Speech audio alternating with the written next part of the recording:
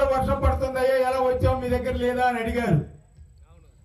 అయ్యప్ప అనుగ్రహంతో మా దగ్గర వర్షం లేదు, ప్రకృతిని కూడా శాసించి ఆపే శక్తి అయ్యప్పకుంది, ఇక్కడ వర్షం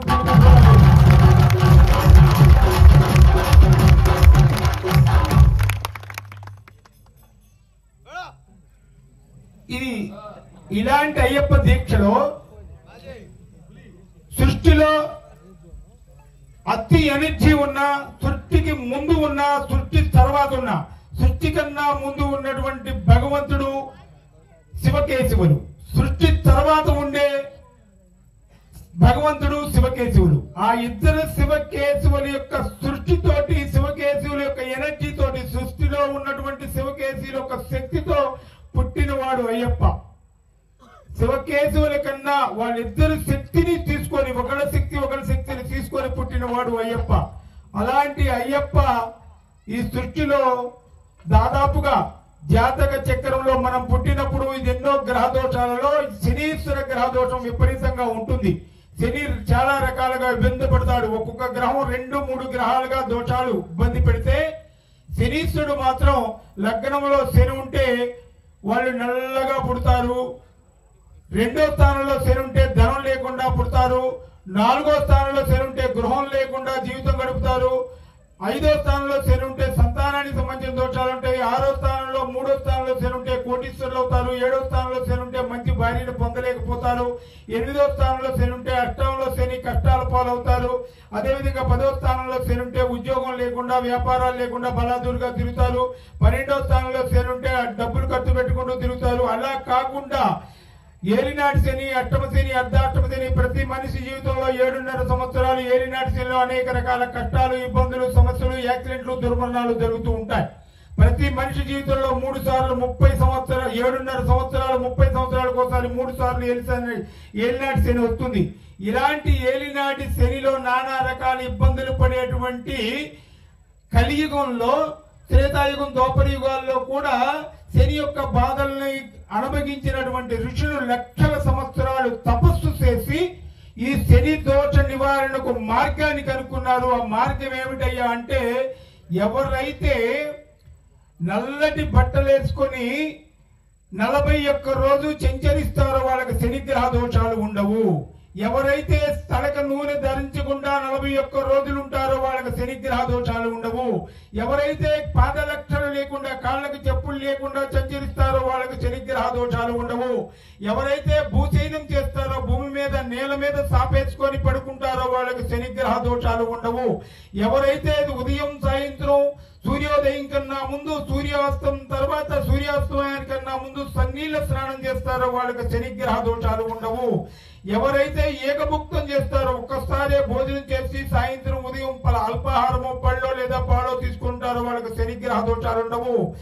ఎవరైతే నూనె వస్తువులు తినకుండా ఉంటారో వాళ్ళకి శనిగ్రహ దోషాలు ఉండవు. ఎవరైతే భార్య సంగమం 41 రోజు చేయకుండా ఉంటారో, ప్రాతిపత్యాన్ని ఎవరైతే బ్రహ్మచర్యాన్ని పాటిస్తారో వాళ్ళకి శనిగ్రహ దోషాలు ఉండవు. ఎవరైతే ప్రతి జీవిలో భగవంతుని చూస్తారో వాళ్ళకి శనిగ్రహ దోషాలు ఉండవు. చెట్టులో భగవంతుడిని, పుట్టలో భగవంతుడిని, మనిషిలో భగవంతుడిని, కుక్కలో భగవంతుడిని, పిల్లిలో భగవంతుడిని చూస్తారో వాళ్ళకి శనిగ్రహ దోషాలు ఉండవని లక్షల సంవత్సరాలు తపస్సు చేసి ఋషులు కనుక్కొని ఈ దోష మార్గం ఎలా చేయాలి అని శివకేశవుల శక్తితో ఒక అయ్యప్పని సృష్టించి, అయ్యప్ప యొక్క శక్తి ద్వారా ఈ అయ్యప్ప మాలేసుకున్న వాళ్ళకి శనిగ్రహ దోషాలు ఉండవని, ఈ అయ్యప్ప మాల ఎవరు వేసుకుంటారో వాళ్ళకి శనిగ్రహ దోషాల నుంచి నివారించుకోవడం కోసం ఋషులు లక్షల సంవత్సరాలు తపస్సు చేసి కనుక్కున్న మాలే అయ్యప్ప మాల. ఈ సృష్టిలో ఇంతకు మించిన గొప్ప మాల ఏదీ లేదు. హిందూ ధర్మాన్ని కాపాడే ప్రతి ఒక్క హిందూ ధర్మాన్ని కాపాడే వాళ్ళు, నేను దాదాపు ఇప్పటికి 398 దేవాలయాలు ప్రతిష్ఠ చేశాను. నిన్న రేజర్లో శివాలయం ప్రతిష్ఠ చేశా. ఇలా ఎన్నో దేవాలయాలు చేసిన మాలాంటి వాళ్ళు గాని, వాస్తు జ్యోతిష్య సిద్ధాంతులు గాని, పీఠాధిపతులు గాని, స్వామీజీలు గాని, ఎంతో తపస్సు చేసిన మునీశ్వరులు గాని, ఎవరి వల్ల కాదు హిందూ ధర్మాన్ని పరిరక్షించడం ఒక అయ్యప్ప స్వాముల వల్ల మాత్రమే అవుతుంది. ఇది నగ్న సత్యం. కానీ అయ్యప్పలు రోజు రోజుకి దిగజారిపోతూ, అయ్యప్ప మాలంటే కనీసం నేను చాలా మంది కారులో పోతూ స్వామి చరణం అయ్యప్ప అంటే ఇలా అనుకుంటూ పోతున్నారు. ఎందుకంటున్నారో స్వామి చరణం అయ్యప్ప అని ఎందుకని లేకపోతున్నారో అర్థం కావట్లేదు. తెలుసో తెలియకో స్వామియే చరణమయ్యప్ప అనే మంత్రంలోని పరమార్థం ఏమిటి అంటే, మేము చేసేటువంటి దేవాలయ ప్రతిష్టలో యంత్రాలు ఎంతో విశేషంగా పూజ చేస్తాం, ఎంతో అనుష్ఠానం చేస్తాం, ఎంతో భక్తి శ్రద్ధలతో చేస్తాం. ఆ యంత్రాల్లో ఏముంటుందంటే యం శం వం రం లం అనేటువంటి బీజాక్షరాలు ఉంటాయి.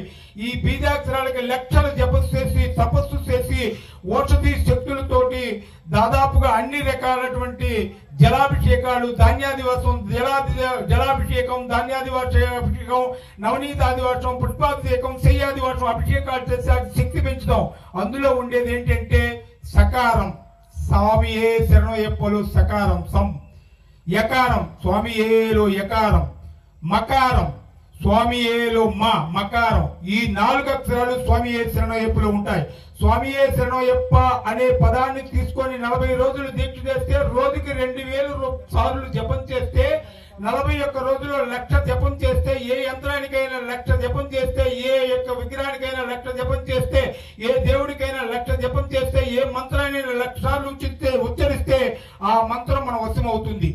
అలాంటి వశమయ్యే మంత్రాన్ని, యంత్రాలకు పెట్టే మంత్రాలని లేకపోతే ఏదైనా మంత్రాలని ఉపదేశం తీసుకొని యజ్ఞోపవేశం వేసుకొని అనుష్ఠానం చేసి బ్రహ్మచర్యంతో చేసేటువంటి వాళ్ళకి ఈ మంత్రాలు వశమవుతాయి, దేవతలు వశమవుతారు, వేదం వశమవుతుంది.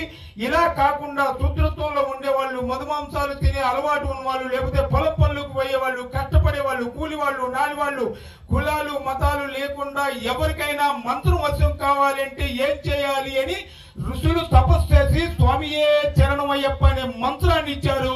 ఆ మంత్రాన్ని ఎవరైతే అయ్యప్ప దీక్షలో రోజుకి 2000 సార్లు చేస్తారో, నెలలో 1,00,000 సార్లు, 41 రోజుల్లో 1,00,000 సార్లు చేస్తారో, 18 సార్లు మాలేసుకొని 18 లక్షలు చేస్తారో వాళ్ళకి అయ్యప్ప వశమవుతాడు.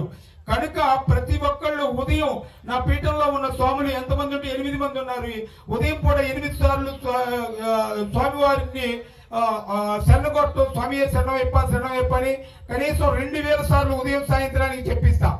ఎందుకు ఇలా చేస్తామంటే 41 సార్లు 1,00,000 సార్లు స్వామియే శరణమయ్యప్ప అంటారు. మీరందరూ మనందరం ఎవరు దారిలో కలిసిన స్వామియే శరణమయ్యప్ప అని 2 చేతులు ఎత్తి, కుక్క ఎదురైనా, నక్కెదురైనా, పిల్లి ఎదురైనా, ఏదెదురైనా అందులో భగవంతుని చూస్తూ ఎదురు స్వామి కనపడితే స్వామిని స్వామియే శరణమయ్యప్ప అంటం వల్ల, ఈ అయ్యప్ప యొక్క నామస్మరణ వల్ల మన శరీరంలో ఉన్న మాంసపిండాలన్నీ మంత్రపిండాలుగా రూపుదిద్దుకొని గత జన్మలో చేసిన పాపకర్మలన్నీ నాశనం అయిపోయి పునీతులు అవుతాం. కాశీ పోయినా, రామేశ్వరం పోయినా ఈ అయ్యప్ప దీక్ష చేసినంతటువంటి పుణ్య ఫలితం ఉండదు. ఇది మహోన్నతమైన ఫలితం. స్వాములు చాలా తేలిగ్గా తీసుకొని చాలా సింపుల్గా ఇష్టం వచ్చినట్టు ప్రవర్తిస్తున్నారు. దయచేసి స్వామిశరణం హిందూ ధర్మం కాపాడటం కోసం, హిందూ ధర్మాన్ని మహోన్నతంగా ముందుకు తీసుకెళ్లడం కోసం మనం ఒక్కసారి మాల తీసుకుంటే అయ్యప్ప దీక్ష చెయ్యాలి. మాల వేసుకున్న ఇతను గొప్పవాడయ్యాడు, మంచి మనిషిగా మారాడు, చెడు అలవాట్లు ఉన్నవాడు మారి గొప్పవాడయ్యాడు అని ఎదుటి వాళ్ళు చూసి